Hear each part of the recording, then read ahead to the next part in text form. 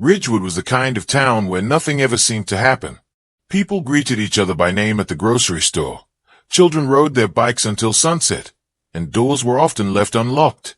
It was a place where routines were comforting and familiar, where yesterday looked almost exactly like today.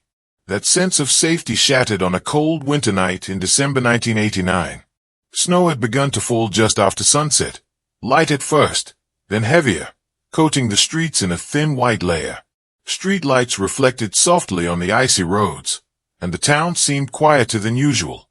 Most people were already home, gathered around televisions or dinner tables, unaware that within a few hours, Ridgewood would be changed forever. Sarah Mitchell returned to her apartment around 8:30 p.m. She was 28 years old, a schoolteacher at the local elementary school, known for her kindness and patience. Parents trusted her, children adored her, and her co-workers often described her as the heart of the school. She lived alone in a small ground-floor apartment on Pine Street, a short walk from the town center. That evening, Sarah had stayed late at school preparing lesson plans for the following week. She had spoken briefly with a colleague before leaving, mentioning how tired she was and how she planned to make some tea and go to bed early. Nothing about the night felt unusual. Nothing felt dangerous. At some point after 9 p.m., something went terribly wrong. No one heard a scream. No one reported suspicious noises. The snow continued to fall, quietly covering footprints, muting sounds, and hiding whatever happened next. The following morning, Sarah failed to show up for work. When she didn't answer her phone, a fellow teacher drove to her apartment. The front door was locked, but the light inside was on. After several unanswered knocks, the teacher called the police. Officers arrived shortly after. They entered the apartment and immediately knew this was not a routine welfare check. The living room showed signs of struggle. A chair was overturned. A lamp lay broken on the floor. Near the window, shards of glass were scattered across the carpet. In the bedroom, Sarah Mitchell was found dead. The news spread through Ridgewood faster than the winter wind. By midday, the town was filled with shock, fear, and disbelief. Parents rushed to pick up their children from school. Neighbors gathered in small groups, whispering theories and asking the same question over and over again. Who would do this? The police felt the pressure almost instantly. Ridgewood had never dealt with a murder like this. State investigators were called in, and the local department worked around the clock. They interviewed neighbors, co-workers, and anyone who had crossed paths with Sarah in the days leading up to her death. One name surfaced repeatedly. Daniel Harper lived 2 blocks away from Sarah. He was 24 years old, worked long shifts at a nearby factory, and rarely spoke unless spoken to. To some, he was simply quiet. To others, he was strange.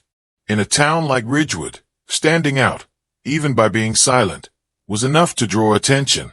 A few weeks earlier, Daniel and Sarah had a brief argument in the parking area behind their apartment buildings.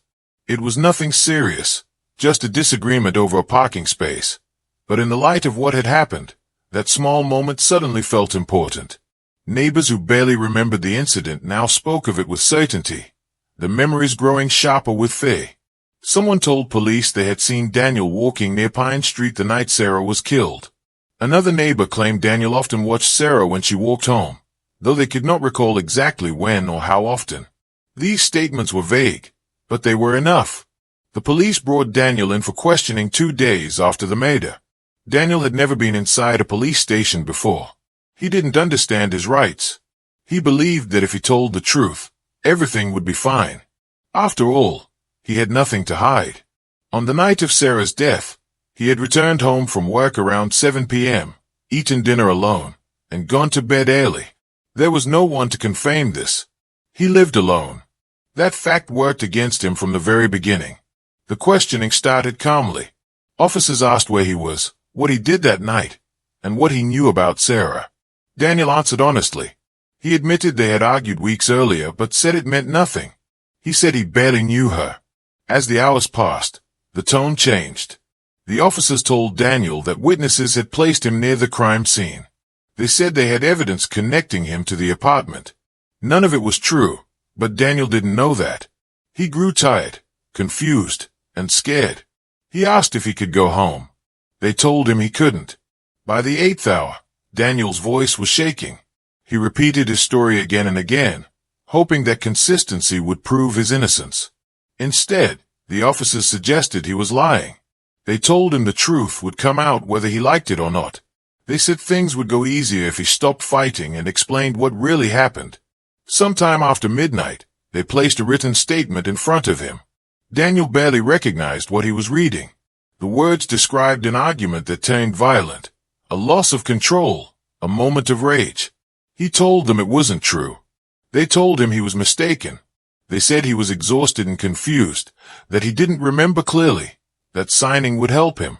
Daniel asked for a lawyer. He was told one would be provided later. He asked to call his mother.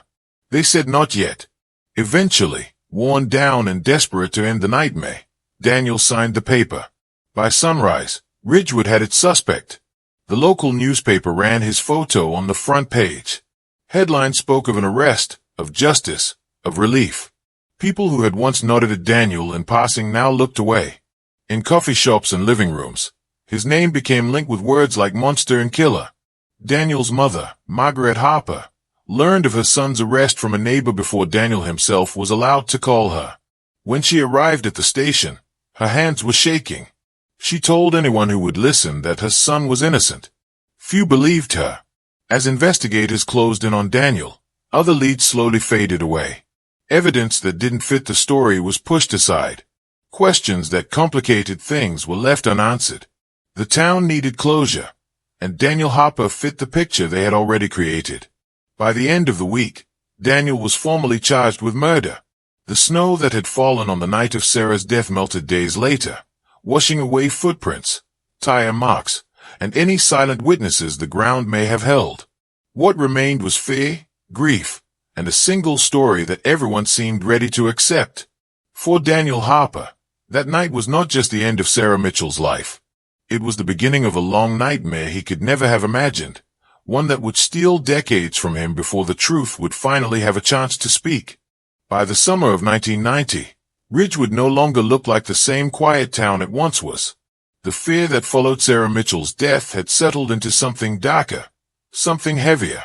People still went to work and school, but conversations always returned to the same subject: the murder, and the man accused of committing it. Daniel Harper sat alone in a county jail cell, counting the days by scratching small marks into the concrete wall. Since his arrest, he had replayed that long night of questioning in his mind again and again. He kept asking himself how a single signature had turned his life upside down. He believed that once the trial began, everything would be explained. The truth would come out. Surely, a courtroom would see what the police had not. Daniel was wrong. The trial began on a warm Monday morning in June. Long before the doors opened, people lined up outside the courthouse. Reporters stood near the steps, holding microphones and notebooks, ready to capture every detail. For Ridgewood, this trial was more than a legal process. It was a chance to feel safe again. Inside the courtroom, the atmosphere was tense. Sarah Mitchell's family sat quietly in the front row, their faces pale and tired. Her mother clutched a photograph of Sarah, her eyes never leaving Daniel. The pain in the room was impossible to ignore, and it shaped everything that followed. Daniel entered the courtroom in a borrowed suit that didn't quite fit. His hands shook slightly as he sat beside his defense attorney, Mark Reynolds. Reynolds was young, barely a few years into his career, and clearly overwhelmed by the attention this case had received. Daniel noticed his attorney avoided eye contact, flipping through papers as if hoping they would explain what he could not. The prosecutor began with a confident opening statement. He spoke clearly and firmly, painting a picture of Daniel as an angry man with a hidden temper. He talked about the parking argument, turning a minor disagreement into a sign of deep resentment. He described Daniel as isolated, someone who lived alone, someone who didn't have friends who could account for his whereabouts. Then came the confession. The prosecutor held up the signed statement as if it were the final word. He told the jury that Daniel had admitted to losing control and killing Sarah Mitchell. He did not mention the hours of questioning. He did not mention Daniel's exhaustion or confusion. He spoke of the confession as though it were freely given and completely reliable. Daniel listened in disbelief. He wanted to stand up and shout that it wasn't true, that the words were not his, that he had been pressured and frightened. But his attorney told him to stay quiet.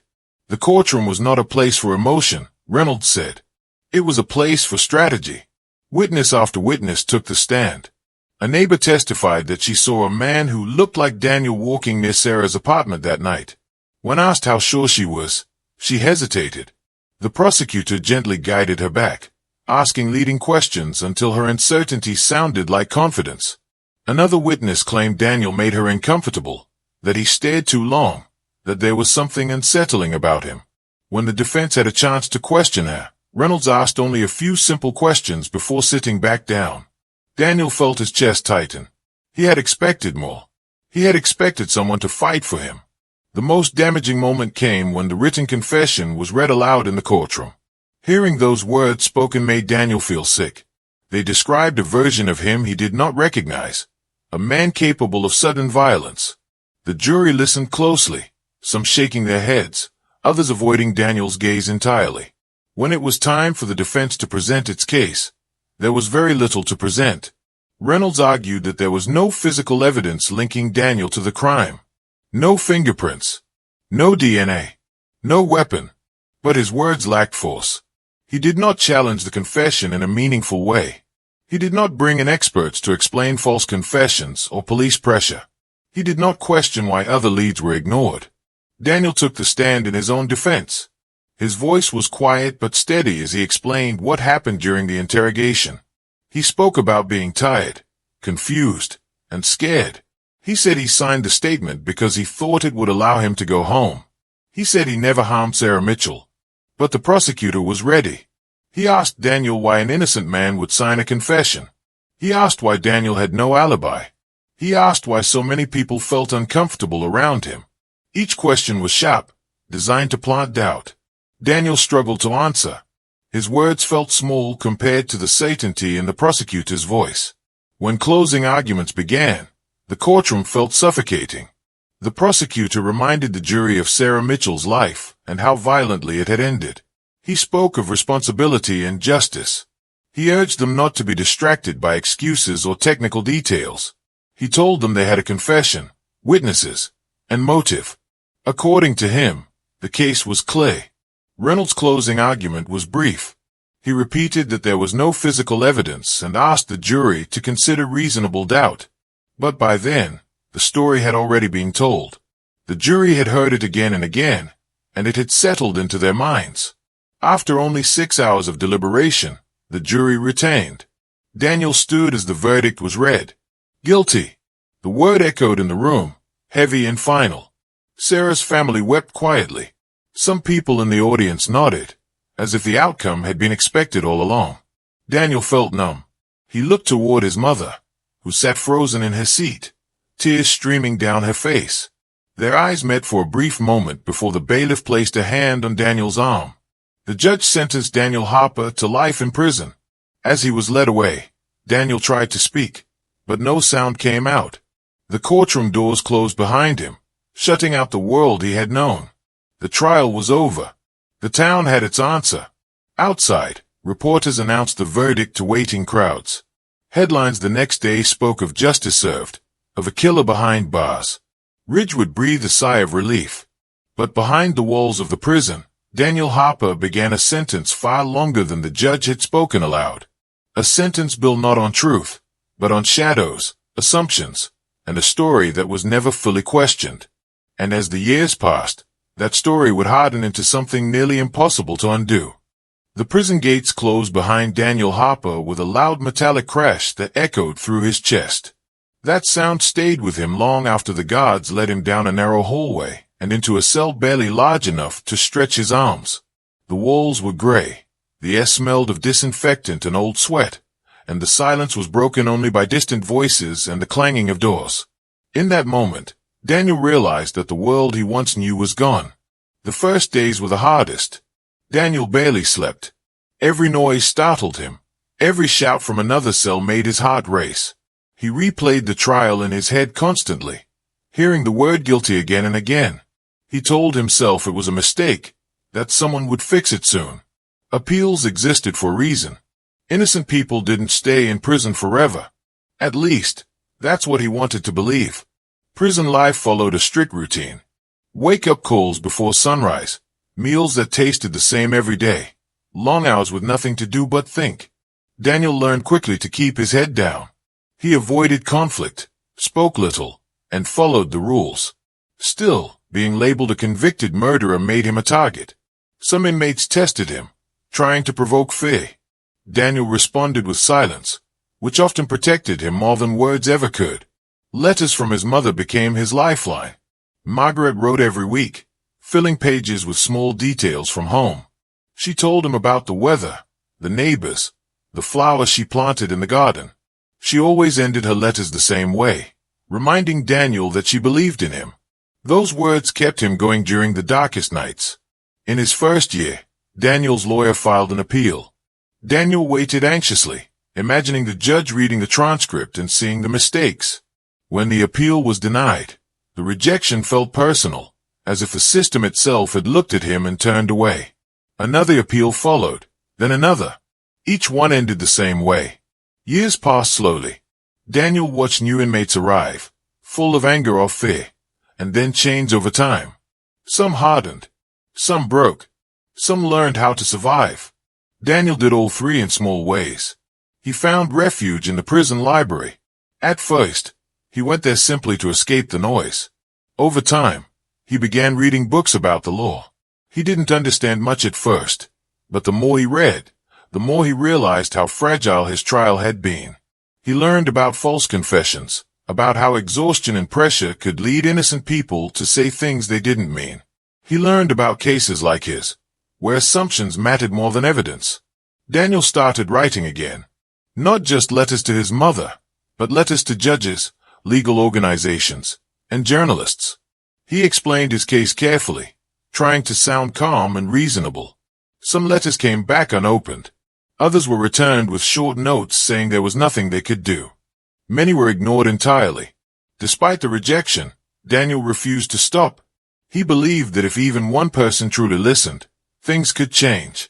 As the years went by, hope became harder to hold on to. Prison had a way of making time feel endless. Holidays came and went. Birthdays passed without celebration. Daniel watched his reflection age in the small metal mirror bolted to the wall. His hair thinned. Lines appeared on his face.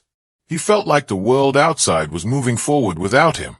After 10 years, his mother's letters grew shakier. Her handwriting became uneven, the words sometimes drifting across the page. She told him her health wasn't what it used to be, but she tried not to worry him. Daniel worried anyway. During his 15th year in prison, Daniel received a phone call that shattered him. His mother had passed away. The prison chaplain delivered the news gently, but there was no gentle way to hear it. Daniel sat on his bunk for hours, staring at the wall. He wasn't allowed to attend her funeral. He wasn't allowed to say goodbye. The woman who believed in him when no one else did was gone. For weeks afterward, Daniel barely spoke. He stopped going to the library. He stopped writing letters. The weight of his loss pressed down on him, heavier than the prison walls.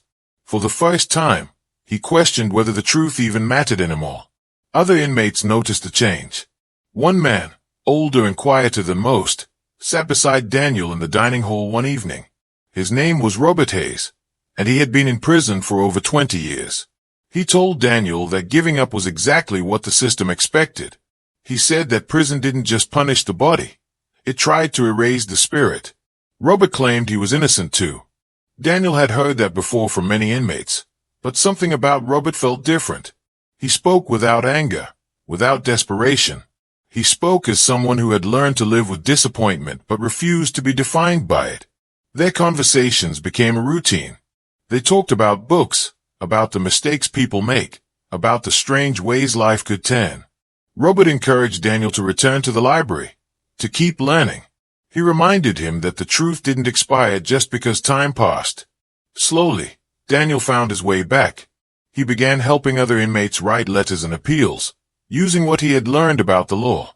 Some were guilty, some were not. Daniel didn't judge. Helping others gave his days purpose, and purpose kept despair at bay. Years continued to slip by.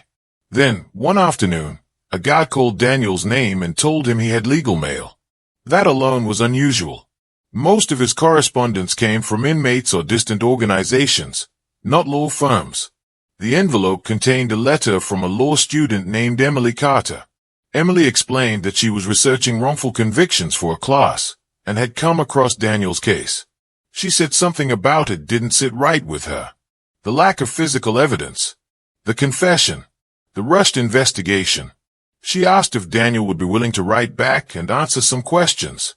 Daniel read the letter 3 times, afraid he was misunderstanding it. His hands trembled as he picked up a pen.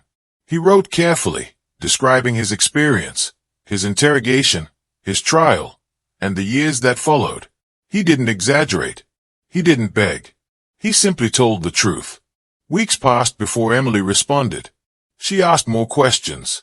Detailed questions. Questions that showed she had read his case file closely. She mentioned evidence that had never been discussed at trial. A bloodstained jacket. Broken glass that was never tested. Daniel felt something stir inside him that he hadn't felt in years. Hope. As their correspondence continued, Emily became more convinced that something was wrong. She contacted a nonprofit organization that specialized in wrongful convictions. At first, they were hesitant. Daniel's case was old. Resources were limited. But Emily persisted. For the first time in decades, someone on the outside was actively looking at Daniel Harper's case with fresh eyes. Daniel knew better than to believe in miracles. Prison had taught him that disappointment often followed hope. Still, when he returned to his cell each night, he allowed himself a small, dangerous thought. What if? As Daniel lay on his bunk, listening to the familiar sounds of the prison settling into uneasy sleep, he thought about his mother. He imagined her smile, her faith in him. He promised himself that no matter what happened next, he would not stop fighting. Because after years of silence, someone was finally listening. Emily Carter did not expect Daniel Harper's case to change her life. At first, it was just another assignment, another file pulled from a long list of old convictions. She had planned to skim it, write a short analysis, and move on. But the more she read, the harder it became to look away.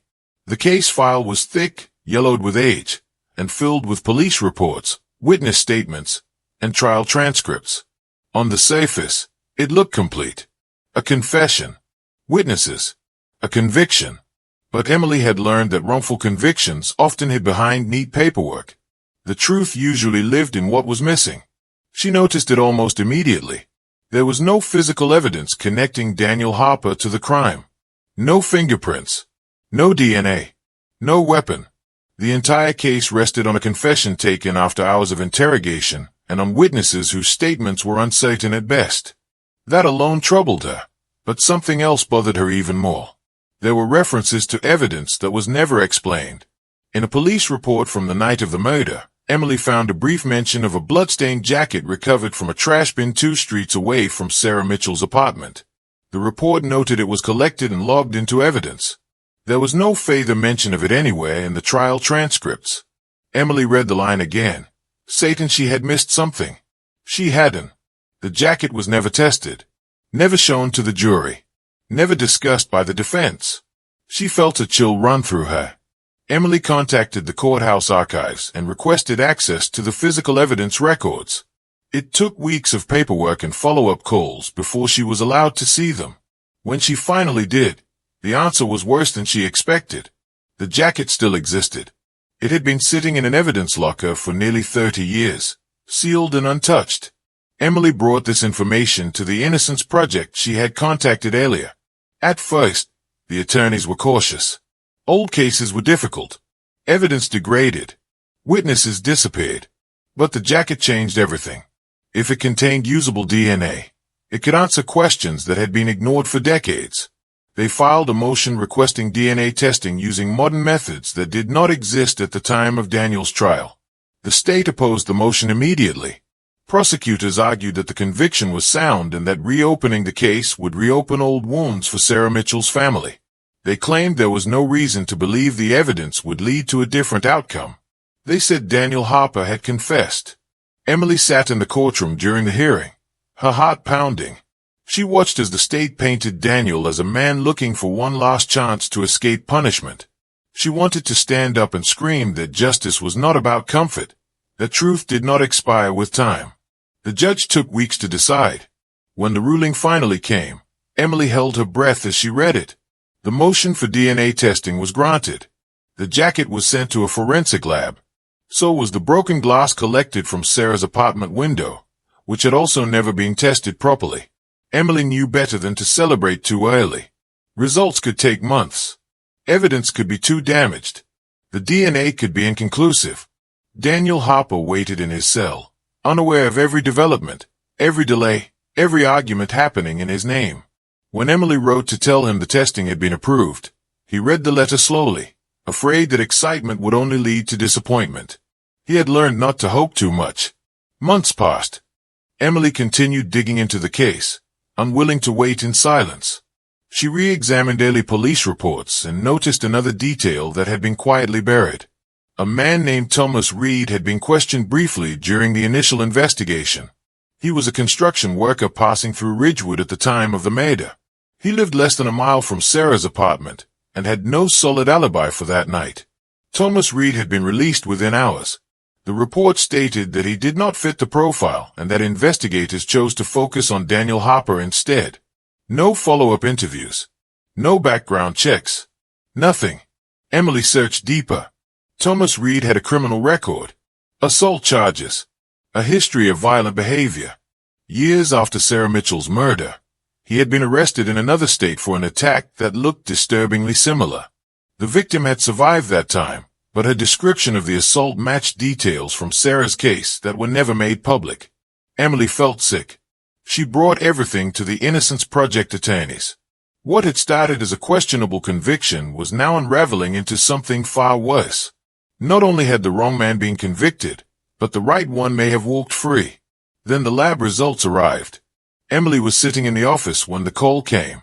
She put the phone on speaker so the attorneys could hear. The DNA from the bloodstained jacket did not belong to Daniel Harper. For a brief moment, no one spoke. The lab technician continued. The DNA profile matched an individual already in the national database. Thomas Reed. Emily felt her knees weaken. She had expected something, but not this. Not such a clear answer. Further testing on the broken glass revealed traces of the same DNA. Daniel Harper had never been inside Sarah Mitchell's apartment. The evidence that could have proven his innocence had existed from the very beginning. It had been collected, stored, and forgotten while an innocent man lost decades of his life. The Innocence Project filed an emergency motion to overturn Daniel's conviction. This time, the state did not argue as strongly. The evidence was undeniable. Still, there was resistance. Admitting the mistake meant admitting failure. It meant acknowledging that the investigation had been rushed, that leads had been ignored, that a life had been destroyed because it was easier to accept one story than question it. When Daniel received the letter explaining the DNA results, he sat in silence for a long time. He read the words again and again. Not guilty. DNA match. Another man. He pressed the paper against his chest and closed his eyes. For the first time in nearly 30 years, the weight on his shoulders shifted. It didn't disappear, but it moved, just enough for him to breathe. The state scheduled a hearing to review the new evidence. Sarah Mitchell's family was informed. The news reopened wounds that never truly healed. They had spent decades believing justice had been served. Now they were being told the man they thought was responsible might be innocent. Some of them were angry. Some were confused. Some refused to believe it at all. Emily understood their pain, but she also knew that truth did not choose sides. In the weeks leading up to the hearing, media attention returned to the case. Headlines questioned the original investigation. Reporters dug into Ridgewood's past, uncovering mistakes that had been hidden for years. The town that once felt certain now faced uncomfortable questions. On the day of the hearing, Daniel Harper was brought into the courtroom wearing prison clothes. He looked older, thinner, marked by time. But his eyes were different. There was something awake in them that hadn't been there before. Emily sat behind him, her hands clasped tightly. The Innocence Project attorney presented the DNA evidence calmly and clearly. He explained how modern testing had revealed what earlier methods could not. He showed how the jacket and glass linked directly to Thomas Reed. He outlined how Reed had been dismissed early without proper investigation. The prosecutor stood and acknowledged the findings. He admitted that the DNA excluded Daniel Harper. He admitted that the evidence pointed elsewhere. He admitted that mistakes had been made. The courtroom was silent.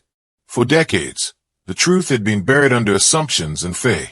Now it stood in the open, impossible to ignore. The judge requested time to review everything.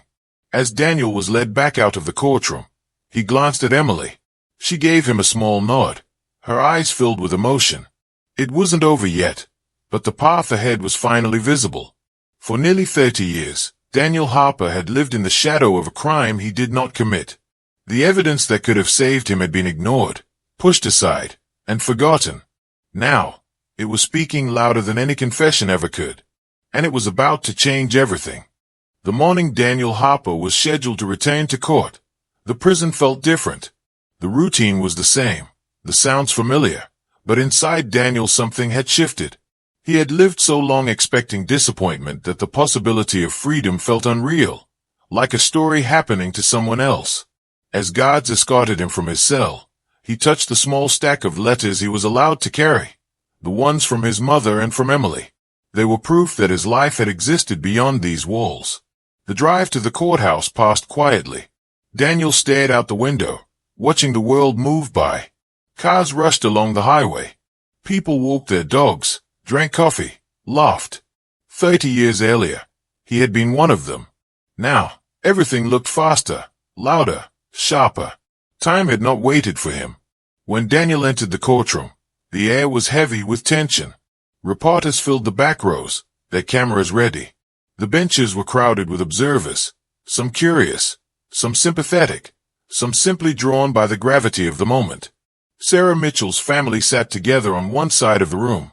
Their faces were older now, marked by years of grief and unanswered questions. Daniel took his seat, his hands folded tightly in his lap. Emily sat behind him, offering a quiet presence. She had been with him through every step since the evidence emerged, explaining each delay, each legal argument. Without her persistence, this day would never have come. The judge entered, and the room fell silent. The Innocence Project attorney stood and spoke carefully, walking through the evidence one final time. He explained the DNA results again, not as an argument, but as a statement of fact. The bloodstained jacket, the broken glass, the match to Thomas Reed. He described how these pieces had been ignored for decades and how modern science had finally given them a voice.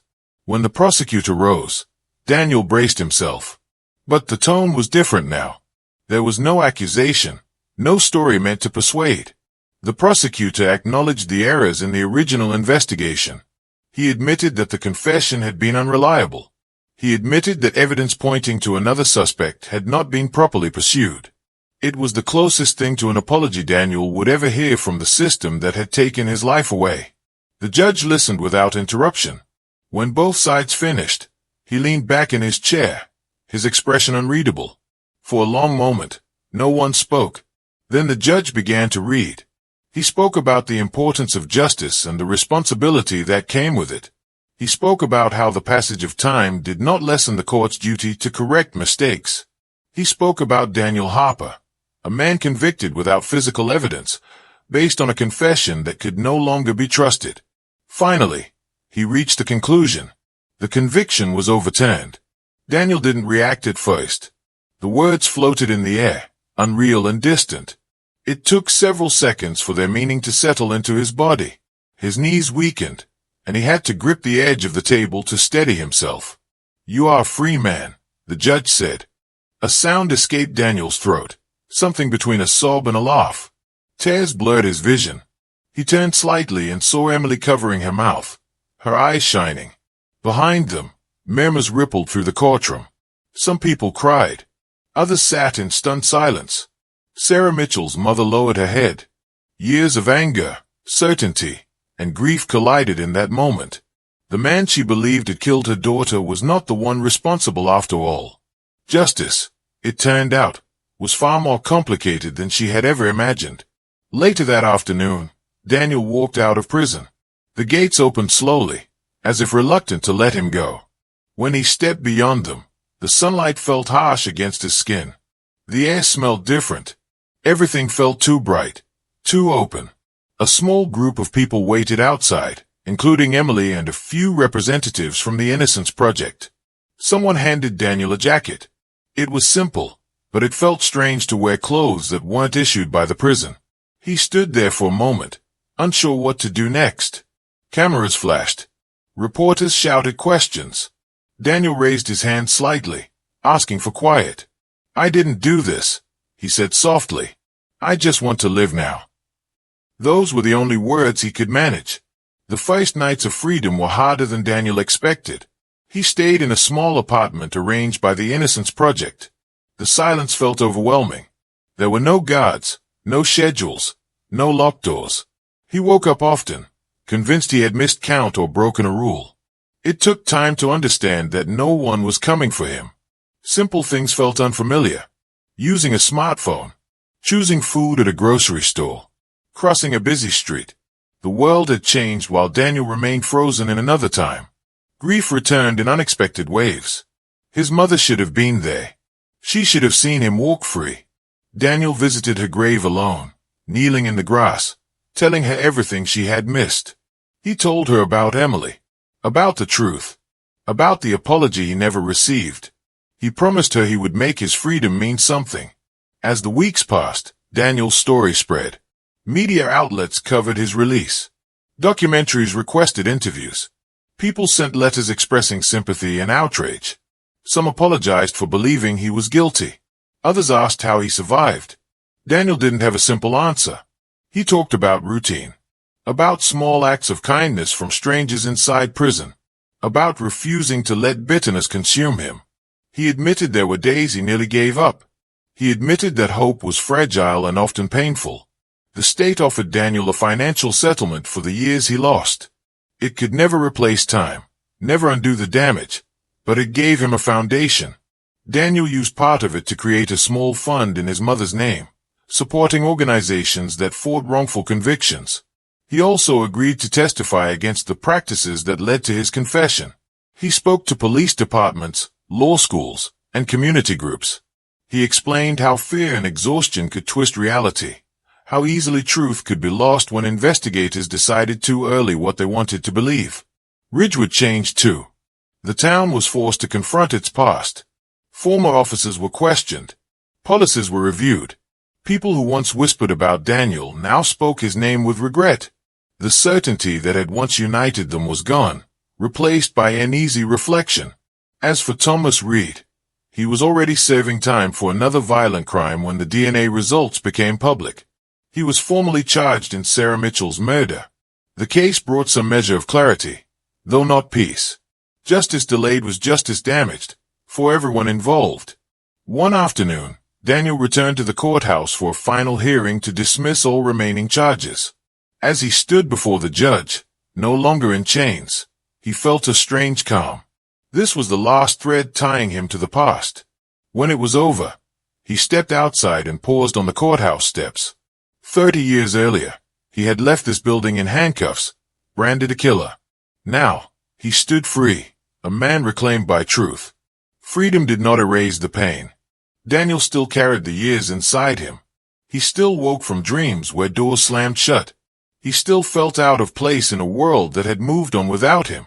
But freedom gave him choice, and choice gave him power. He chose to speak. He chose to forgive, not for the system, but for himself. He chose to live fully, even with scars. Daniel Harper became a reminder of something uncomfortable and essential. That justice is not perfect. That certainty can be dangerous. That silence can destroy lives. His story did not end with his release. It began again. And this time, it belonged to him.